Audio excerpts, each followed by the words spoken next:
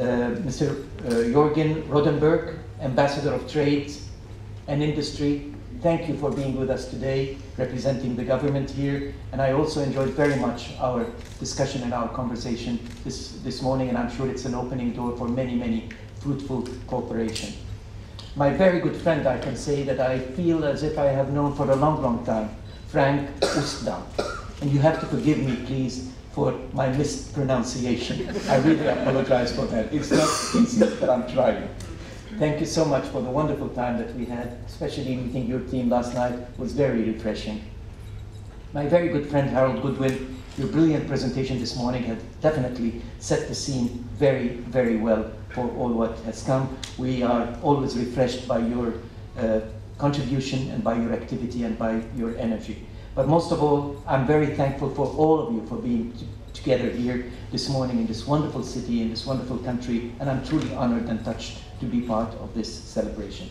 I bring you greetings from Madrid, Spain, the headquarters of UNWTO, the United Nations Specialized Agency for Travel and Tourism, and from the entire UN family, and from all stakeholders in the travel and tourism. And I would like to start by saying, Goedemorgen.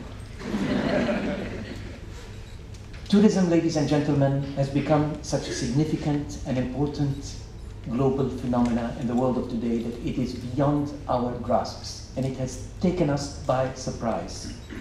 One may say that there are three very important global phenomena that are shaping the world today, some of which we are aware of, but many of which we don't know that they are changing our lives as we speak.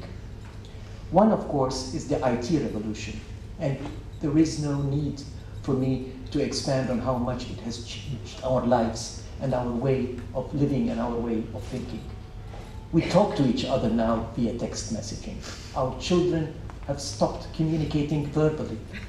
Changes are not always for the good, but they are changes that we must acknowledge and make the best of. The IT revolution, if I may call it, has changed for our lives in the last 20, 30 years in an unrecognizable manner. The second phenomenon is urbanization. More than half of the people of the world now are living in cities, and this has changed the way we look at each other and the way we live. But the third and most important revolution relevant and phenomena relevant to the topic of today is what I can truly call the travel revolution. World has opened up. There is hardly any place under the sun that you cannot go and visit. You name me any place, and I'll take you there in 48 hours. And you'll find a restaurant, you'll find a tour guide, you'll find a little hotel, and you'll find a smiling face. Anywhere under the sun. The travel revolution is going to be characterizing this century. 20, 30, 40 years from now, I'm absolutely confident that our children and grandchildren would look back and say, that was the age of travel. Where people, as you very correctly said, 1 out of 6 people around the world now are crossing borders for tourism purposes once a year at least. That is in addition to 5.5 billion trips that are made nationally inside the national boundaries of each and every country, which we call domestic tourism. In China alone last year, we had 2.7 billion domestic trips registered in 1 year, which means that every Chinese traveled twice for tourism purposes inside his or her own country. This is tremendous. Tourism, by doing that, and this tremendous outburst of people moving, exercising their rights and their needs to travel, have created jobs, generated foreign exchange, enriched people's lives, and most importantly, contributed to understanding between cultures, a deficit that is so badly needed in the world of today. It drives developments at all levels, if we manage it right. And that is the big if that we are here all about. With power and affluence comes responsibility. This very, very fantastic phenomena called travel and tourism can be the most important force for the good of people, but can be the most devastating phenomena if we do not manage it right and if we do not go the responsible way that Harold Goodwin is promoting.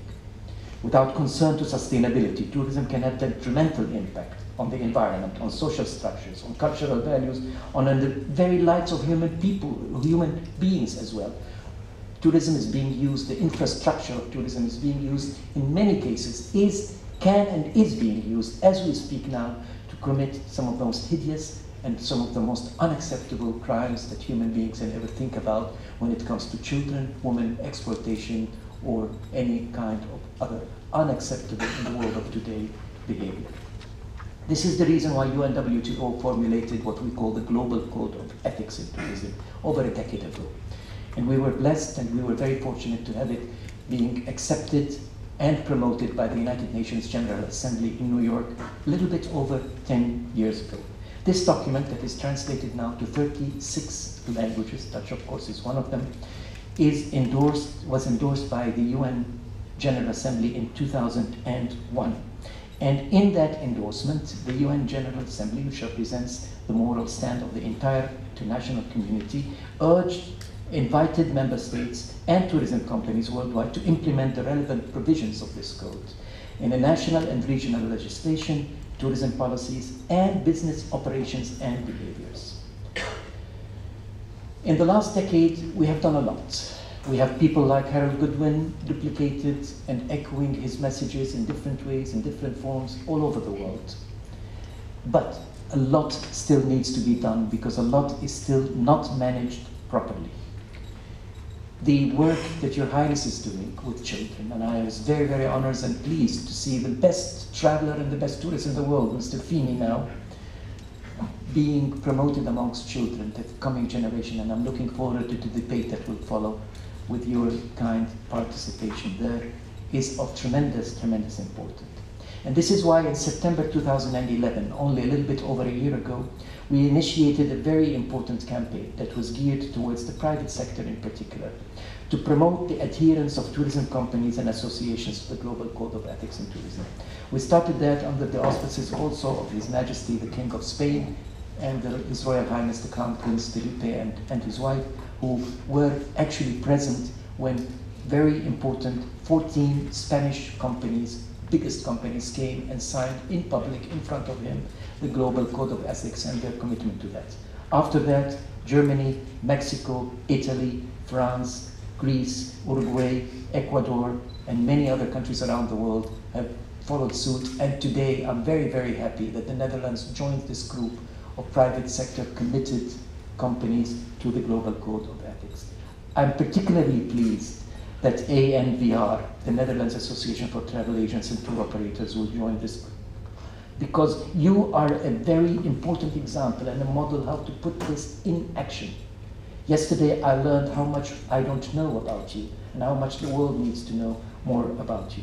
The membership of ANVR, which depends on meeting requirements for sustainable practice, is a unique model established by a criteria that is very much a requirement for any membership.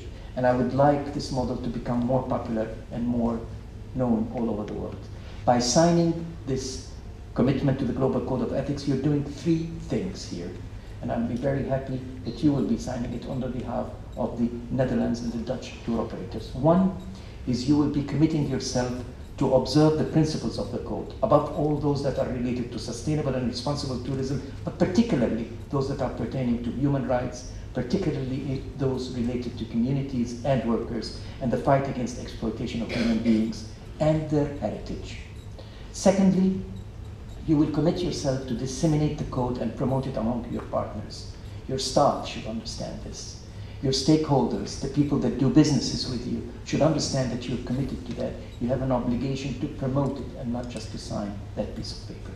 Thirdly, you're also committing yourself to report on the implementation of this code to our very important World Committee on Tourism Ethics. And I'm very happy to have a very, very distinguished Dutch lady with us, Siska.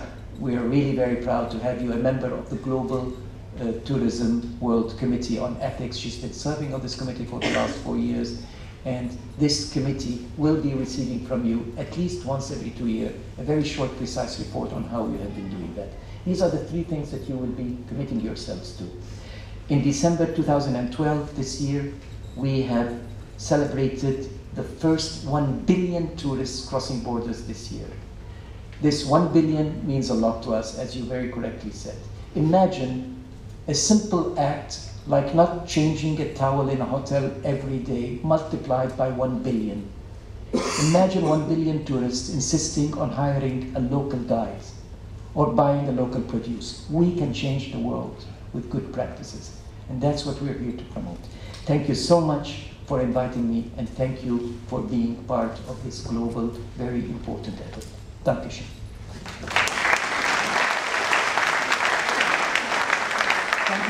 Thank you very much. And we are full-hearted willing to undersign it. We're going to do it, and also because the Germans already did it. So that's why we can't stay behind. But that's something we have with the Germans, Mr. Rifai.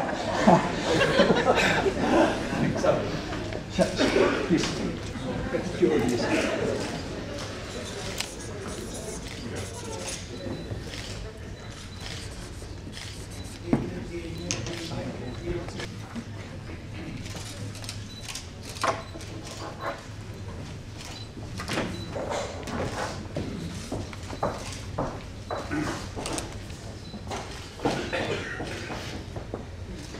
Thank you so much. Thank you very much. Thank you.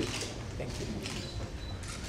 Maar afgeleide trots namens de ANVR op die 3 bedrijven die als eerste in de wereld niet alleen Travel Life gecertificeerd zijn, maar dat ook doen doordat Travel Life officieel ook goedgekeurd is door de GSTC. En de GSTC staat voor een systeem wat te vergelijken is met FSC, wat je voor het hout hebt, en MSC, wat je voor vis en bijvoorbeeld hebt, duurzame vis, heb je hetzelfde voor de GSTC.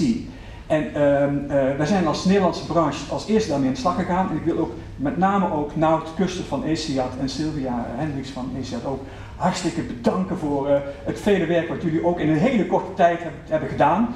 Want toen we met die bedrijven en die kopgroep zeiden van dat gaan we doen, toen was er relatief weinig tijd. Maar jullie willen het toch goed doen. En dat heeft ook op jullie veel aanslag en veel druk gelegd qua tijd. Dus ook dank voor jullie werkzaamheden. Ook dank aan, want het is gedeeltelijk ook gefinancierd, met name gefinancierd door de Europese Unie. Door het Eco-Innovation project. Daar is subsidie uitgekregen, dus daarom hebben we dat ook. We hebben als reisbranche niet zo heel erg veel geld, dus je zoekt altijd potjes. En de Europese Unie heeft dat inderdaad ook gefinancierd. En daardoor zijn we in staat om vandaag de eerste certificaten uit te reiken. Ik zou graag Gert Nieuwboer van S&P, Steven van der Heijden van TUI en Ellen Bulthuis, die is er ook van Avontuur.nu moet ik nu zeggen, Koning Aap, Shoestring en Your Way to Go, om de eerste certificaten in ontvangst te nemen. Thank you so much. Thank you, sir. Thank you.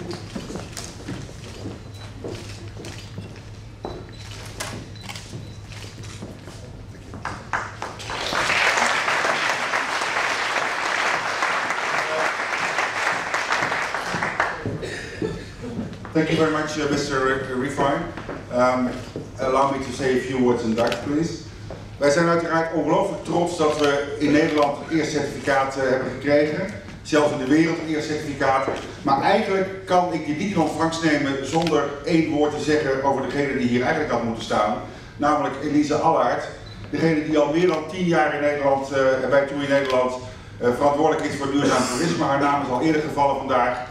En die ook gedurende haar zwangerschapsverlof voortdurend de organisatie blijft bestoken met mailtjes om het maar in de gaten te blijven houden. En heeft gezegd, er is maar 1 dag waarop ik hier niet kan komen om het zelf in ontvangst te nemen.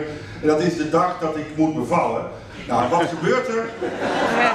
Vandaag is de dag dat het kind komt. Dus vandaar dat ze met pijn in de hart hier afwezig moet zijn. Maar zoals ze dat zelf vanochtend zei, ze neemt haar eigen prijs in ontvangst en zo is het. Dank u wel.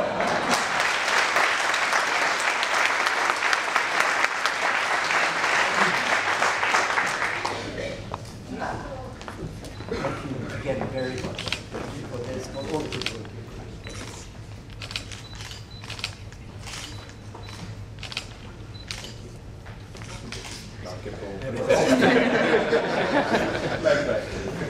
En de laatste.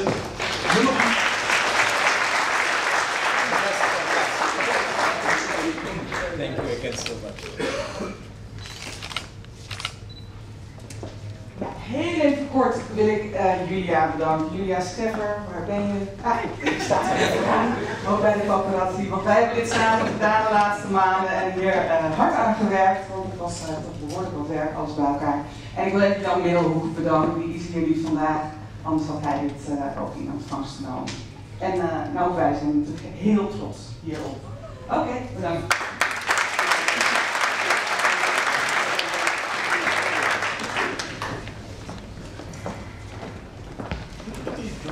Ja, sorry.